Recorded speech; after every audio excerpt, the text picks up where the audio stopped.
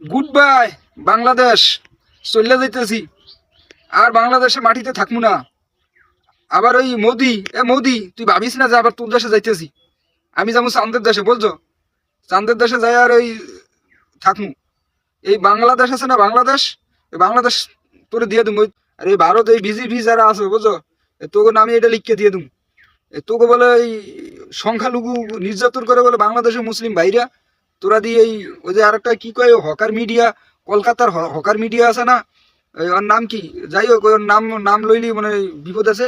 তো নাম আর জানি না, হকার মিডিয়া যেটা ওই গুলিস্তান, ওই যে মলম বেচার লেগা ওই স্বপন আহমেদ যে ছাড়িয়ে দিছিল, মনে আছে? তাই এই হকার মিডিয়া তুই বাংলাদেশে তোর লেগে এই ইন্টারন্যাশনাল ভাবে একটা মিডিয়া তৈরি করে দেওয়ার লেগে আমি মহাকাশ থেকে একটা বিজ্ঞাপন পাঠাবো, বুঝছস?